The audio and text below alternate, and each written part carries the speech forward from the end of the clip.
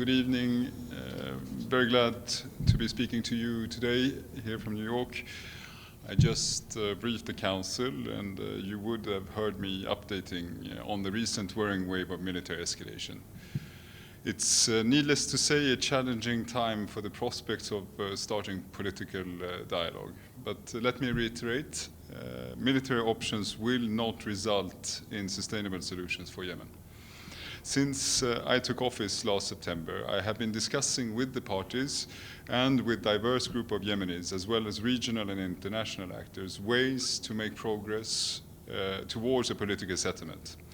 I said in this regard to the Council that I am developing a framework that will lay the foundations for a structured political process to the conflict in Yemen.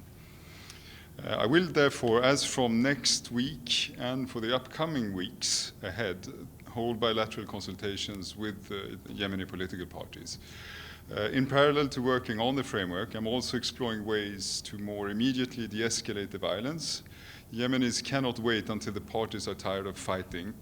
And as we know by now, there will always be one more battle, one more win to pursue, one more territory to control. And I therefore urge the parties to prioritize the needs of Yemenis and de-escalate the fighting. And I hope that they will take this opportunity to actively engage in our consultations, develop the framework, and work with me to chart a path out of this conflict towards a political settlement. Thank you very much. Thank you. James? Special Envoy, there was strong criticism of you from the Ambassador of the United Arab Emirates. She said in the Council that what she'd heard was the continued failure of the political process under the leadership of the UN to deal realistically and firmly with the continuously intransigent position of the Houthi militias. She then ended her comments with these words: "We can only ask Mr. Grundberg, when will the appeasement of this terrorist group end?" What is your reaction to her? It's not my position to hear from this podium start discussing what members of the Council mean and doesn't mean on this.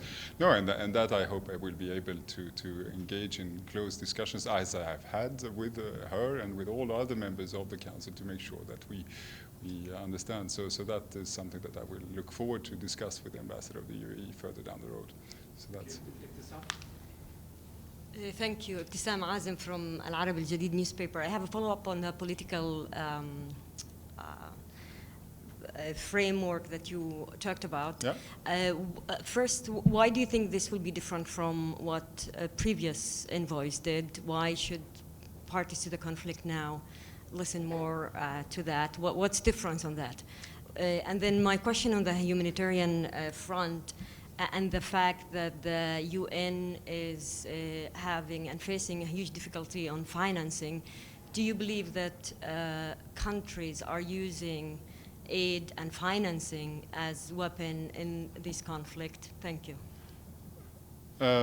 So what's different? I don't think that, to be absolutely frank, the approach that I have when it comes to trying to find a durable and sustainable settlement of the conflict in Yemen is not something that you automatically need to put in comparison with what others have done. I think that what is clear, and if you look at what I am trying to achieve, is to lay the foundations for a sustainable solution of the conflict in Yemen that has not been there for quite a number of years, if you look back. The last time the parties engaged in serious consultations with each other on trying to find a sustainable way forward was in 2016. And since then, there hasn't been a serious attempt in putting that in place. I think it's urgent that we have that in place. That urgency is one of the reasons for me to push for that framework and that approach. Then I didn't really understand your second question. The fact that the UN is facing a huge financial difficulties for their programs. Do you believe that the lack of the financial support to the UN programs has also to do with the fact that some countries are maybe using aid as a weapon in Yemen? I think that question leads me to speculations on issues which I am not in a position to speculate about. So on that, I will not have a good answer to you, to be absolutely frank, because that's not the core part of my mandate and what I work on. Thanks. Thank you, Special Envoy. It's Pamela Falk from CBS News.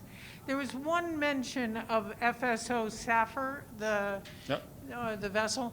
Can you give an update? People are very worried about the potential oil spill, and as time goes on, it gets worse. Thank you. Thank you. No, on the FSO tanker, and that was, I think, was raised as well in my first stakeout in September. And as you know, there has been a considerable amount of efforts in trying to achieve results and make progress on this. These efforts from the UN side are led by my colleague David Gressley, the resident coordinator. I understand that there are progress being made in this regard. But those progresses, as always in Yemen, need to be solidified in order to be taken forward. So in that sense, I think that what I want to do here is just wish David Gressley all the best and provide all possible support in his difficult effort in that regard. Just to be clear, the inspectors have been allowed on the vessel? Not yet, but there are attempts, and there are, as you understand, there is a need for an agreement between the parties for that to take place, and those agreements are in the process of being achieved. And I think there was a statement issued by David Gressley a couple of weeks ago in that sense. So there are steps being taken forward, which the Council here has welcomed. Thank you. Thank you, Special Envoy. Michelle Nichols from Reuters. During this most recent military escalation, do you have any concerns that there's been increased external support, military support for the Houthis or the Saudi-led coalition? And what's your assessment of the US involvement in trying to ease tensions? No, on the last bit, I have to say that I have experienced, since I started, a strong level of coordination and support from all permanent 5 members of the Security Council. If you have seen the local members of the ambassadors of the P5 countries to Yemen have stepped up their engagement and their coordination. That also goes in line with a number of other countries which do reach out to me that are engaged in trying to find solutions, and they do reach out to me, and there are coordinated efforts in that regard.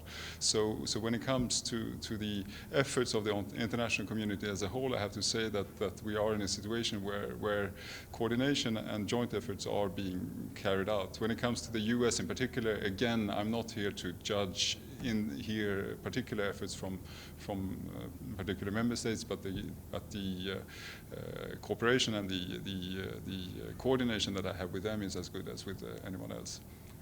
External support? Do you have any concerns about an increase in external military support for either side? The question is it's difficult to answer, because whatever I answer, it's going to be seen as either confirmation or non-confirmation of what you're trying to ask. I really don't I would want to understand where that question is heading. I just, on that, I can just say that when it comes to weapons in Yemen, I think that there are sufficiently with weapons as it is right now for more to be delivered there. So that's the only point I can say. Ray, okay, thanks. Yeah. Thank you, Special Envoy. Ray Bouchafara from Sky News Arabia. The Houthis have been refusing any dialogue initiatives. They have even refused to meet some UN officials in Sana'a, according to reports. As Special Envoy, do you feel peace can be achieved with this group? Thank you.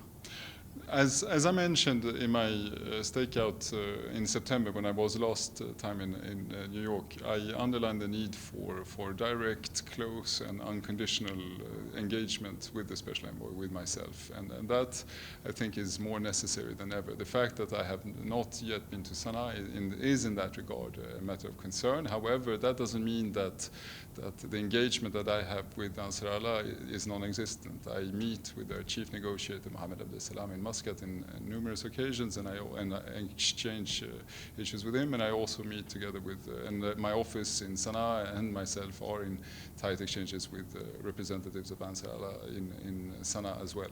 But that doesn't replicate, or that is not enough. There is a need for visits and regular visits of myself to Sana'a, and I hope that that can be achieved in the near future. Great. Thanks. Thank you very much. Thanks. Thank you. Thank you very much.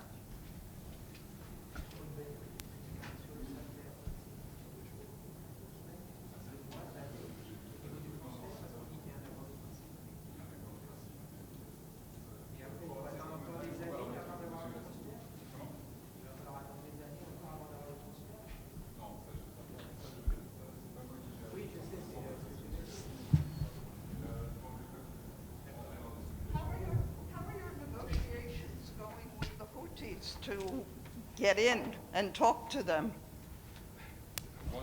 One day at a time. واحدة واحدة.